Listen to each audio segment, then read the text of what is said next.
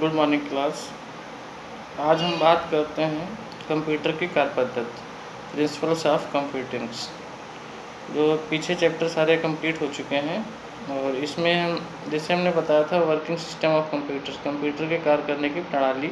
तो कंप्यूटर 3 तरह से काम करता है, input, output and input, process and output.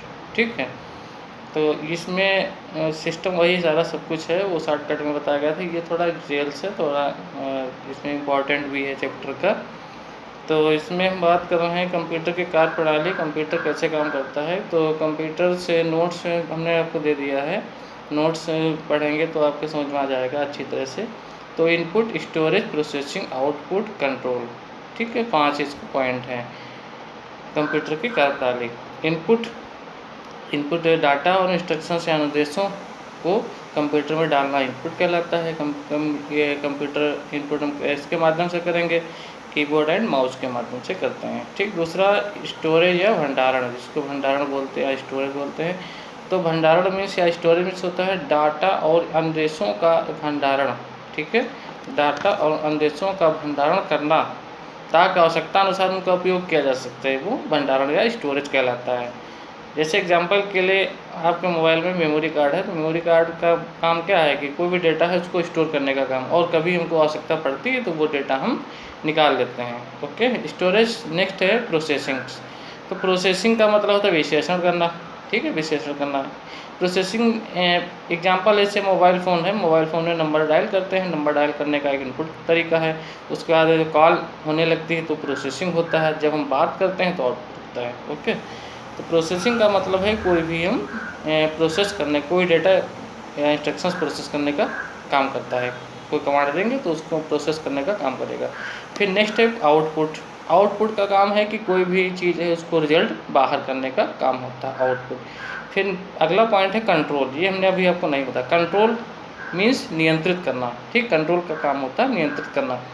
तो विभिन्न प्रक्रियाओं में प्रयुक्त उपकरणों या डिवाइस और सूचनाओं के बीच तालमेल स्थापित करता है। यानी कंट्रोल का काम होता है कि कोई इंस्ट्रक्शंस या सूचना, उनके बीच में तालमेल स्थापित करने का काम इस कंट्रोल का होता है। ये कहीं इन्फॉर्मेशन, रॉन्ग इन्फॉर्मेशन ना दे सके, कोई गलत इन्फॉर्मेशन ना दे। ठीक, तो ये भूमिका बहुत निभाता रहता है। ठीक है, तो ये कंप्यूटर के कार्यप्रणाली 5 इसके पॉइंट हो गए: इनपुट, भंडारण या स्टोरेज, प्रोसेसिंग, आउटपुट और कंट्रोल।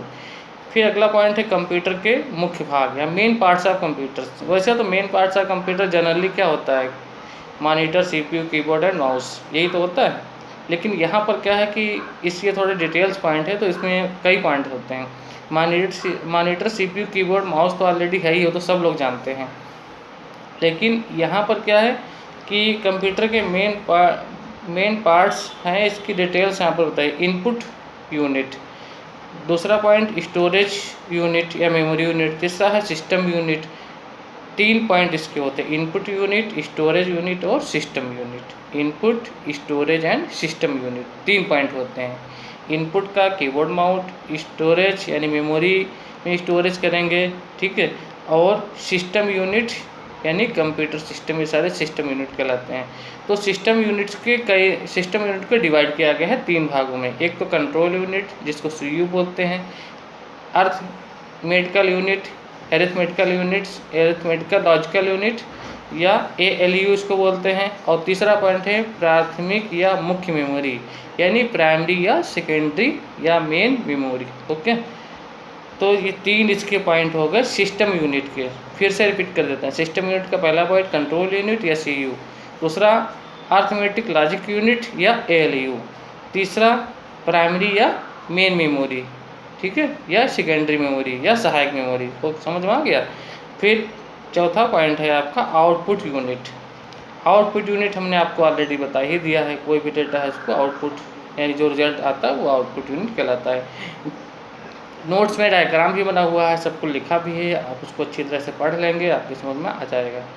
फिर अगला पॉइंट है इनपुट डिवाइस। इनपुट डिवाइस की डिटेल तो पीछे आपको सब बता ही चुके हैं, बस यहाँ पर समझना है। Input device data, program, instructions, आदेश और निर्देशों को कंप्यूटर में डालने के लिए प्रयोग की जाने वाली विद्युत, यांत्रिक या इलेक्ट्रॉनिक डिवाइस।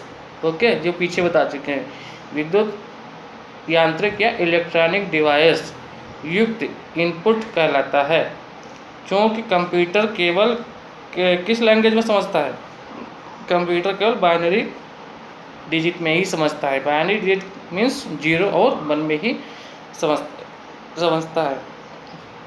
ठीक है, तो ये आपका इनपुट डिवाइस का हो गया। इसमें बस थोड़ा बहुत आपको बताना, बाकी डिटेल सब कुछ उसमें दिया हुआ है।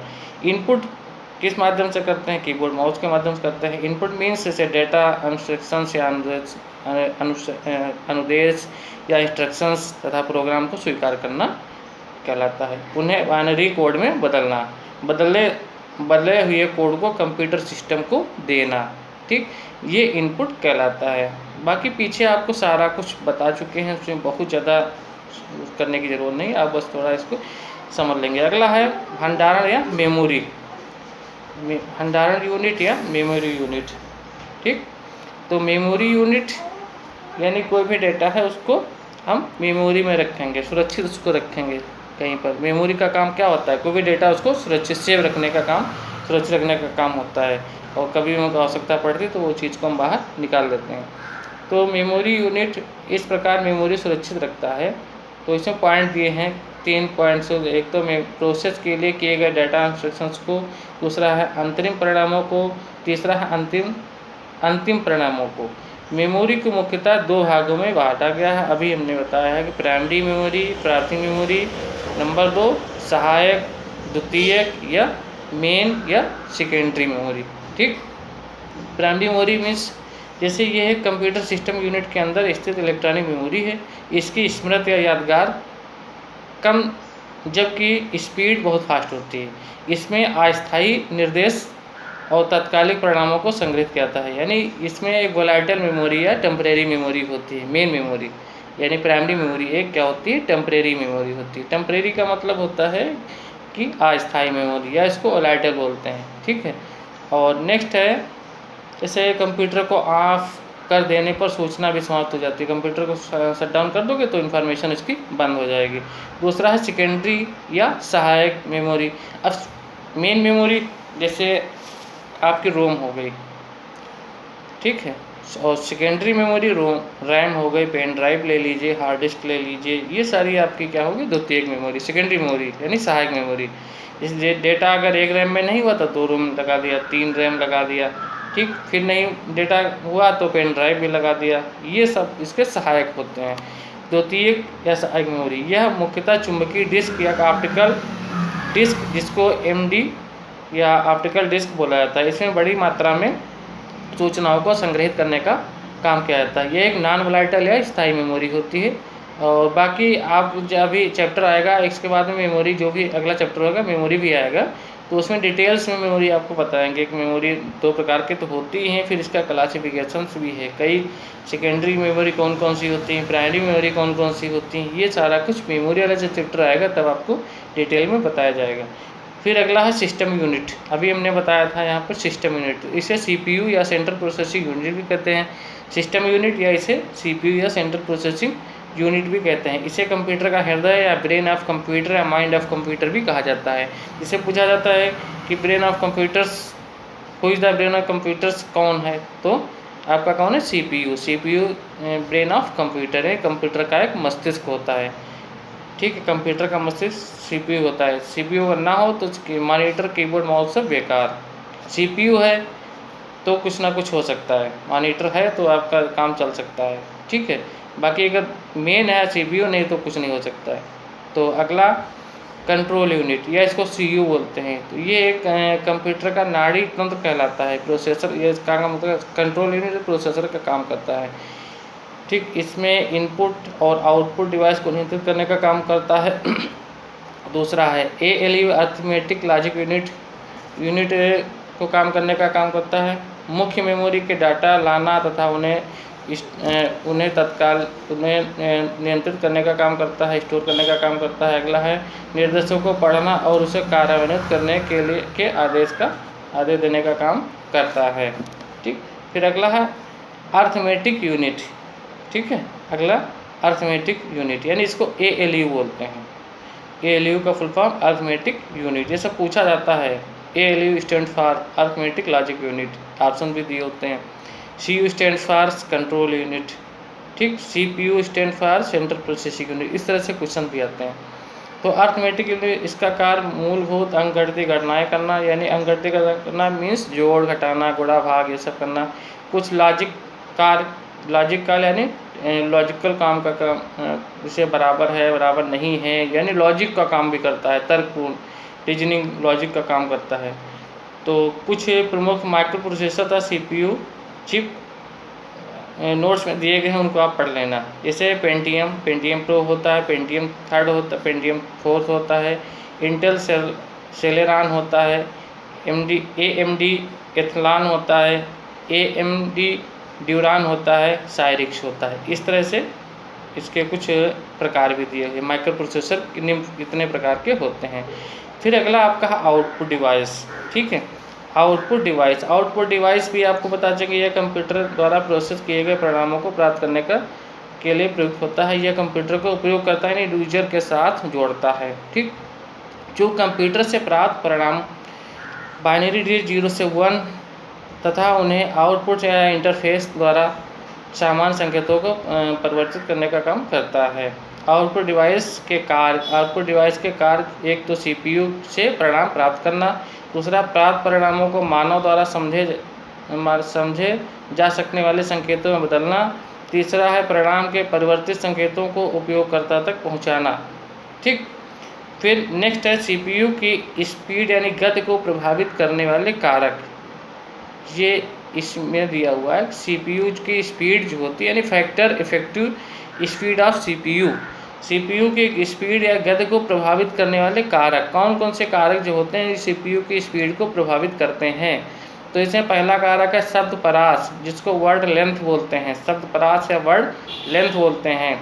शब्द परास बाइनरी अंकों या बिट की वो संख्या है जो कंप्यूटर एक बार में प्रोसेसिंग के लिए देता है। शब्द परास अधिक होने से कंप्यूटर की स्पीड बढ़ जाती है।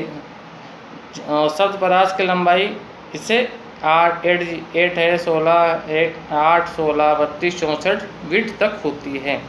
फिर कंप्यूटर घड़ी यानी सिस्टम क्लॉक, ये इसको प्रभावित करने वाले कारक हैं। सिस्टम क्लॉक, कंप्यूटर में घड़ी होती है ना, तो कंप्यूटर में एक अवस्था में से दूसरी अवस्था में परिवर्तित क्लॉक यानी पल्स क्लॉक के आने पर होता है, जो कंप्यूटर घड़ी द्वारा पैदा की जाती है। अतः कंप्यूटर घड़ी द्वारा क्लॉक पल्स जिसकी जल्दी भेजा जाएगा और कंप्यूटर उतना ही तेज कार्य करेगा। इसकी गति को प्रति सेकंड पल्स की संख्या या हर्ट्ज में मापा जाता है। फिर अगला है कैश मेमोरी।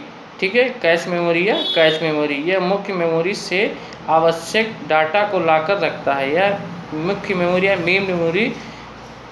मेन मेमोरी से आवश्यक डाटा को लाकर रखता है। कैश मेमोरी ताकि जरूरत पड़ने पर तीव्र गति से CPU को दिया जा सके। यह मेमोरी यूनिट तथा कंप्यूटर की गति के बीच तालमेल स्थापित करने का कार्य करता है। इससे कंप्यूटर की गति में वृद्धि होती है। फिर अगला पॉइंट है समानांतर गणना यानी पैरेलल ऑपरेशन। समानांतर गणना एक साथ कई निर्देशों को क्रियान्वयन से CPU की क्षमता का बेहतर उपयोग होता है, जिसमें कंप्यूटर की गति बढ़ती है। अगला है CPU और अन्य उपकरणों के बीच समन्वय। ये भी कारक है। तो इसमें क्या है कि सामान्यतः CPU तीव्र गणना करता है, तो पता ही है फास्ट स्पीड होती है। अतः अन्य उपकरणों के धीमा होने से कंप्यूटर की गति भी प्रभावित होती है। मान लीजिए CPU तो बहुत स्पीड में कार्य करता है, उसके साथ में अन्य जो डिवाइस हैं वो धीमी गति से काम करते हैं। कीबोर्ड भी स्लो चल रहा है, माउस भी स्लो काम कर रहा है, अदर डिवाइस भी यानी स्लो काम कर रही है, तो कंप्यूटर की गति भी जो है संभवतः आपकी स्पीड भी स्लो हो जाती है। ठीक है, तो ये कंप्यूटर के CPU की स्पीड को प्रभावित करने वाले कारक। तो ये हमारा चैप्टर भी कंप्लीट है। वर्किंग प्रिंसिपल्स ऑफ कंप्यूटिंग्स, ये हमारा चैप्टर कंप्लीट है। अब हम इस चैप्टर के ऑब्जेक्टिव आपको नेक्स्ट वीडियोज यानी ऑडियोज में बताएंगे। इसके ऑब्जेक्टिव आपको बताते रहते हैं कि क्वेश्चंस उसके पुट होते रहते हैं कि कैसे क्वेश्चंस आते हैं। तो हमें आशा है कि ये चैप्टर आपकी समझ में आ गया होगा। और ये वीडियो जो हमने बनाया थोड़ा स्पीड बनाया है, जल्दी बनाया है, तो इसके लिए माफ़ी चाहेंगे। और नेक्स्ट जो वीडियो बनाएंगे आपका बहुत अच्छी स्लो आवाज़ और धीमी गति से बनाएंगे। Thank you, bye.